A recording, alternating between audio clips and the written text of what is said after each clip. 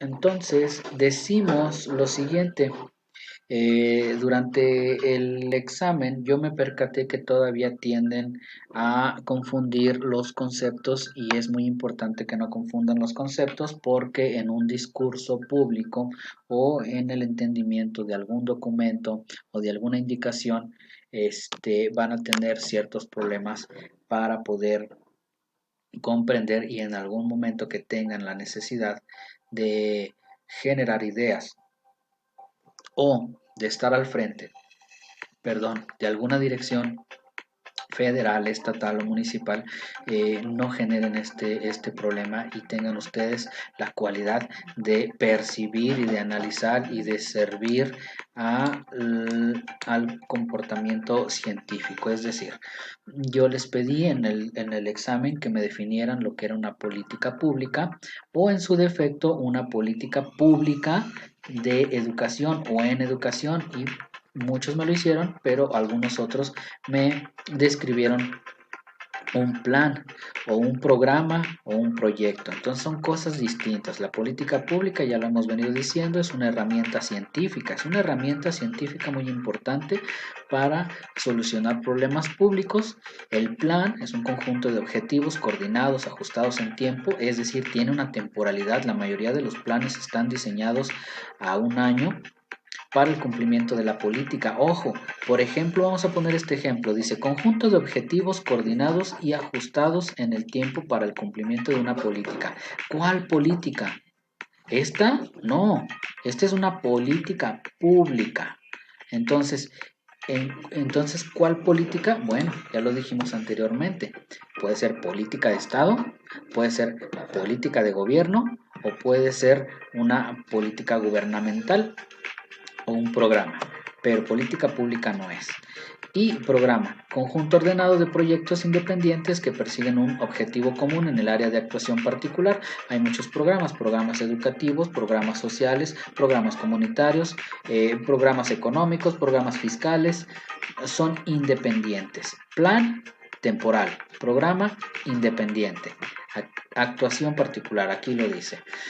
Proyectos, y los proyectos pues obviamente son a corto plazo, los proyectos son la práctica de las políticas, es decir, cuando la política de las anteriores hay proyectos para lograrlos, es una serie de datos en un plazo determinado, espacial, concreto, nacional, regional o local. ¿Sale? Entonces, atendiendo a esto, podemos pasar a lo siguiente. Ya podemos, para poder entender una cuestión un poco distinta. Vamos a separarnos por el momento de la política pública. Y decimos lo siguiente. ¿Por qué yo quiero, ustedes entiendan, por qué la necedad mía, por qué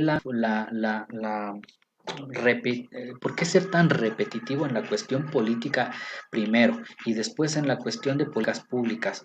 Bueno, por lo siguiente. Entonces decimos, de acuerdo a los estatutos al procedimiento metodológico, es decir, al método científico, la licenciatura se enfoca a grandes rasgos a generar.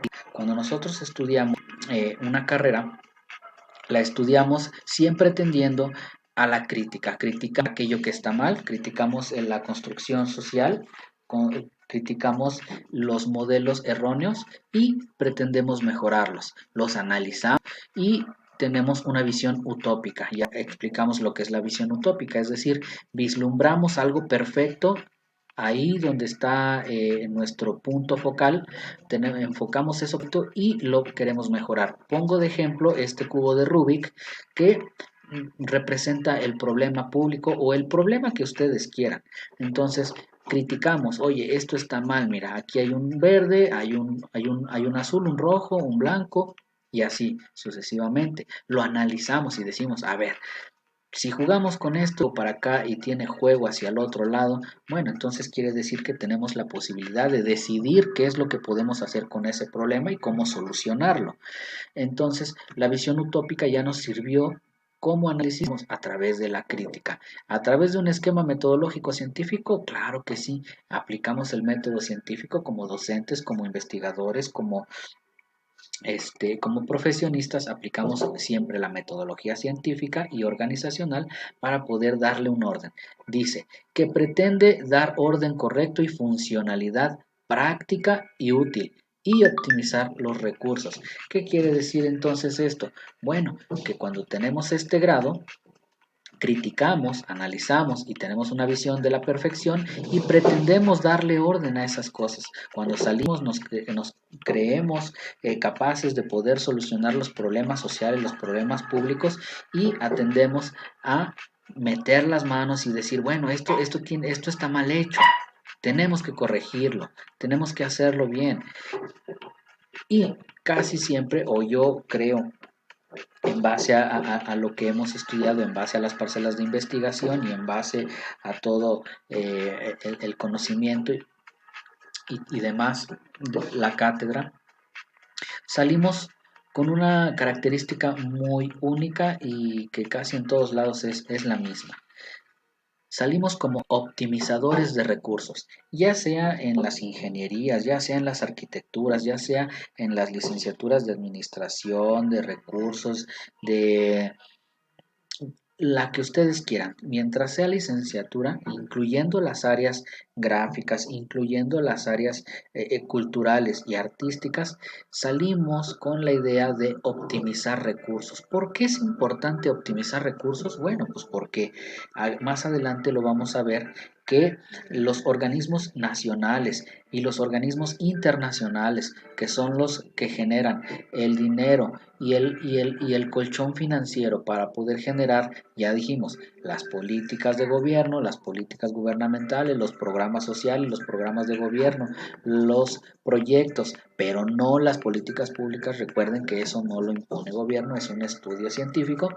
Bueno, pues todos esos organismos nacionales e internacionales, el Banco Mundial, la ONU, la Comisión Nacional de Derechos Humanos, todas esas organizaciones que son las que brindan los estándares de educación de calidad, así como lo dice el documento, la educación de calidad, pues no se basa en otra cosa más que en optimizar recursos. Tú sales a una empresa, sales a un bufete, sales a otra escuela, sales a cualquier empresa que tú quieras y llevas en la mente optimizar recursos. Yo soy importante, yo soy útil, yo soy funcional porque sé optimizar recursos.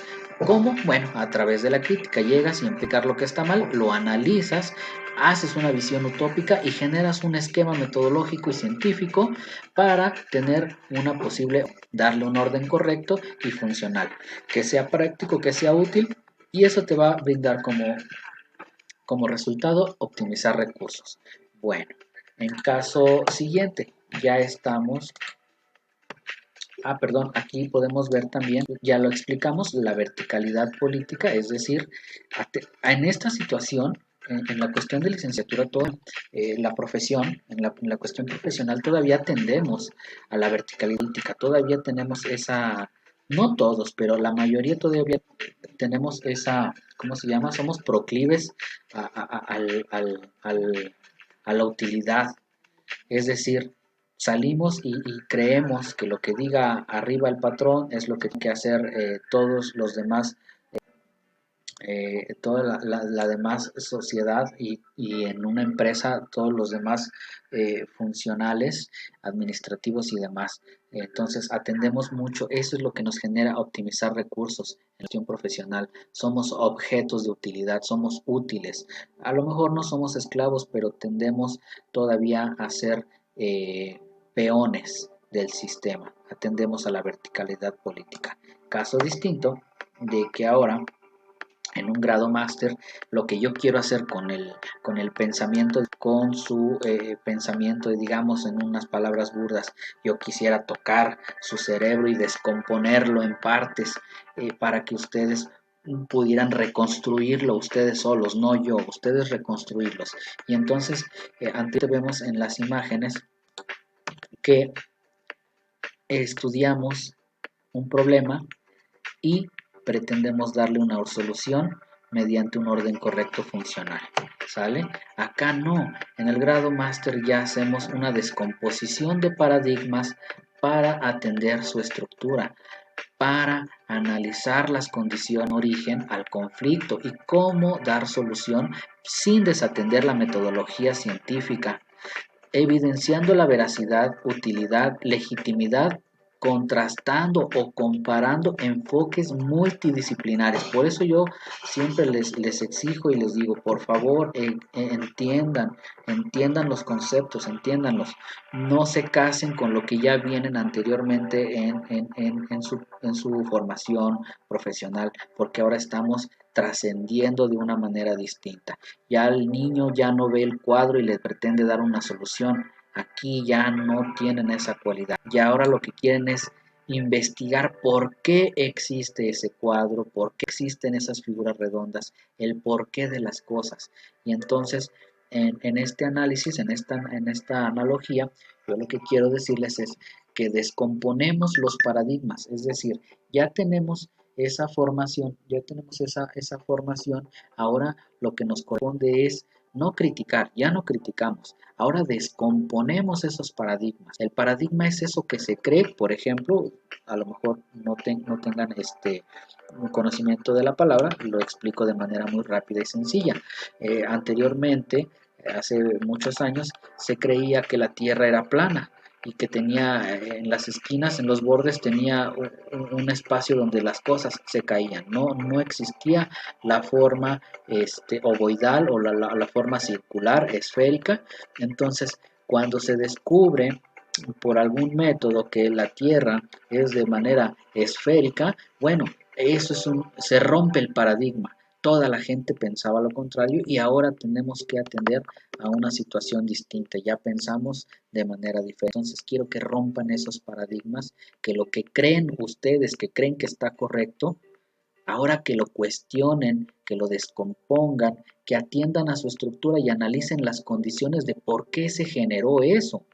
¿Cuál es el origen y el conflicto? ¿Cómo dar solución sin desatender la metodología científica y evidenciando la veracidad, utilidad? Es decir, qué tan cierto es, qué tan útil es y qué tan legítimo. Legítimo quiere decir qué uso le podemos dar al bien común.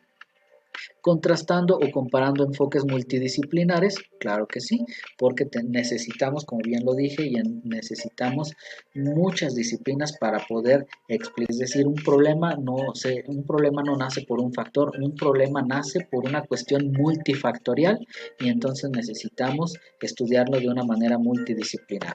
Entonces, atendiendo aquí, vamos a la teoría del caos. Bueno, primero, me gustaría que vieran la siguiente película, se llama Sicario, a lo mejor algunos ya la vieron, pero entonces, para que ustedes generen la descomposición de paradigmas y entender la estructura y las condiciones que dan origen al conflicto, necesitan se me ocurre invitarlos a ver esta película porque brinda esa analogía. Para poder analizar algo, necesitamos a veces, no le encontramos, como dicen, no encontramos el hilo de la madeja, entonces necesitamos generar conflicto. Necesitamos urgentemente generar conflicto para poder generar un caos y ese caos, como nosotros lo generamos, ya sabemos que va a suceder algo, puede suceder algo bueno, puede suceder algo malo, pero podemos atender a la cuestión temporal, podemos ir hacia adelante del tiempo o hacia atrás del tiempo, hacia arriba en la cuestión metodológica y de los sistemas educativos y hacia abajo también. Es decir, ya no tenemos fronteras, tenemos que movernos hacia donde sea para poder vislumbrar el hilo conductor de lo que necesitamos investigar y de lo que necesitamos resolver. Viendo esta película, vamos a atender a lo siguiente. Entonces, la teoría del caos es la denominación popular de la rama de las matemáticas, la física y otras ciencias que trata de ciertos tipos de sistemas dinámicos muy sensibles a las variaciones en las condiciones iniciales. Bueno, eso lo leen con mucho detenimiento, quiero que lo entiendan porque eso es lo que necesitamos. Necesitamos generar caos para poder entender otras cuestiones. El caos, la teoría del caos se representa por unas figuras que muy parecidas a una mariposa, que es el efecto mariposa. Algunos otros lo conocen como el efecto mariposa, donde hay unos videos ahí que en el jardín una mariposa vuela y tropieza con alguna mosca y en el otro lado del mundo existe un terremoto. Entonces estaría muy bien que investigaran esa área y voy a cortar el video aquí para poder complementar en un último video la